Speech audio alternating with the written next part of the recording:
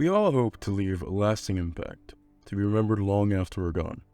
Whether through our actions we leave for children, we strive to ensure that a piece of our individuality endures the test of time.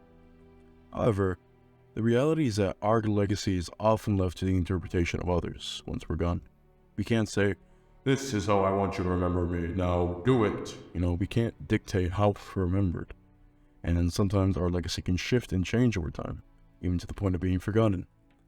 Viktor Noir, a French journalist, serves as a prime example of this. In life, he fought for change, but in death, his legacy took on a new meaning, becoming a symbol of fertility.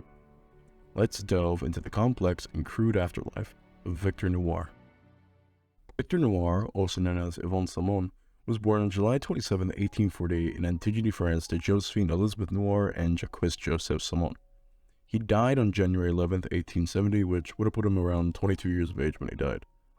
He first started out as a watchmaker and then a florist, and then when he was on 13 and 18, he moved to Paris, France with his brother Louis Salmon to become an apprentice at La Marzier, a very prominent newspaper at the time which would consistently criticize the government. This piece of information will be important later, so make sure to keep that tucked in the holster. This newspaper was also run by its owner Henry Rochefort and its editor Pascal Grasset. As I mentioned, La Marzier criticized the government in favor of a more competent administration. Pascal, under his pseudonym, wrote a letter that was published inside the paper itself that paraded the then Emperor Napoleon III. Not the Emperor himself, but his cousin Prince Pierre Bonaparte was completely outraged by the fact. In his anger, he would write a letter to the paper under the assumption that Mr. Rochefort wrote it, saying that, in old Frenchman terms, "Don't diss my family and pull up to the crib if you're really about it." Grosset apparently had that dog in him and was like, "Bet, let me set up a time to smoke this Bonaparte fella." He sent Viktor Noir along with a fellow named Ulrich de Fonvier to set up the conditions of the duel. It was typically customary for the people who would participate in duels to send close friends known as seconds, like as in second in command, to arrange where the duel would take place and to settle out differences so the duel doesn't happen in the first place. Noir and Ulrich did something not necessarily common by approaching Pierre directly. Typically, seconds would approach other seconds to work out terms and conditions and all that, but Noir and Ulrich approached Pierre directly with a letter from Grosset accepting the duel.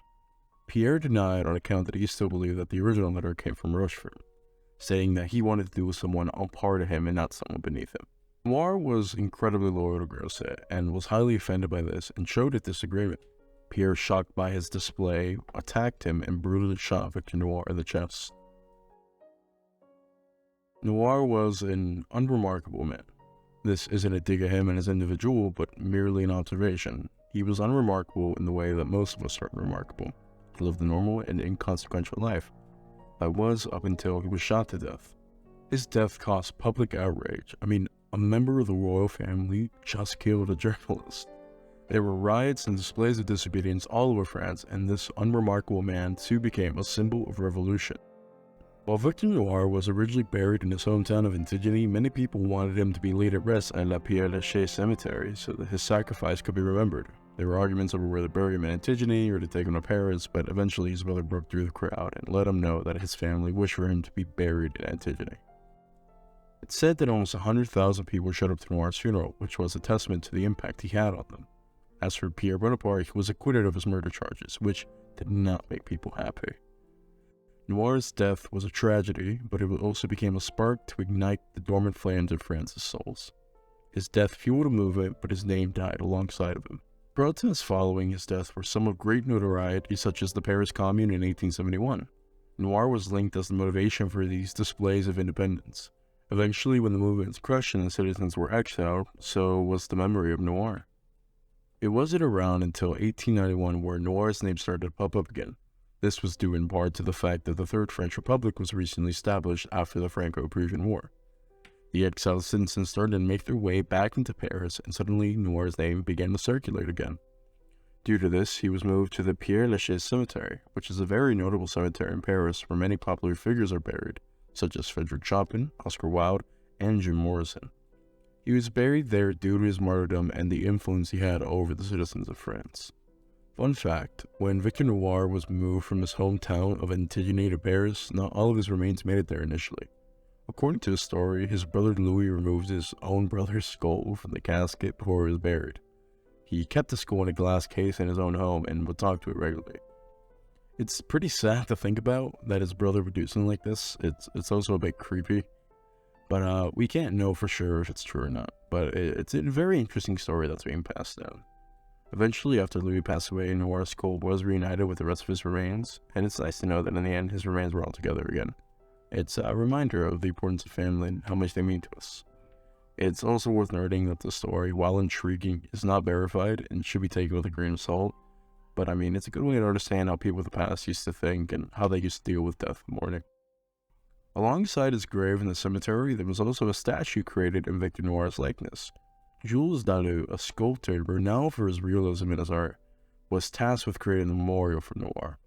If we look at some of his other works, we can see his commitment to creating realistic and lifelike sculptures. For example, the shingles on the seat of one of his sculptures are incredibly detailed and realistic. I mean, it's truly impressive the level of detail that Dalou puts into his sculptures.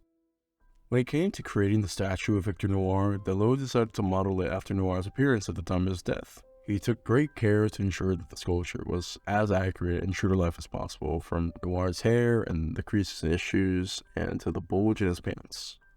Yep, the bulge in his pants. Obviously, we can't know for sure, but Dalou decided to take everything into account when making the statue, including the endowment of Mr. Noir. This one creative design from Dalou sent Noir's memory down a rabbit hole. There are no records I could find that recorded any unease about Victor's bulge or the beginning of the superstition, other than the fact that it started to surface around the 1970s. But as you can see, there are certain areas that are more bronze than others. It is said that if you kiss Victor's statue on the lips, put a flower in his hat, or rub his crotch, that you will receive increased fertility and increased luck in finding a partner within the year. You may also notice that his feet are bronze as well. His feet also have a superstition attached to them. It's said that if you rub his right foot, that you'll become pregnant within the year, and if you rub his left foot, you'll be pregnant with twins.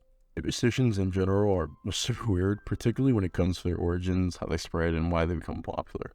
The way in which beliefs and traditions develop and evolve over time is truly fascinating.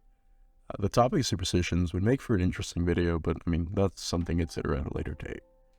When it comes to the statue of Noir specifically, it's interesting to think how this tradition of rubbing the statue for fertility may have originated.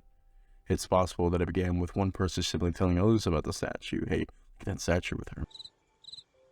I'm gonna rub it. Or it may have even just came from a lie someone told. It's almost comical to think about the chain of events that led to the superstition becoming so widely accepted. It's a great way to understand the human nature of how people tend to create stories, beliefs, and traditions around certain figures, artifacts, or places. So it's fascinating.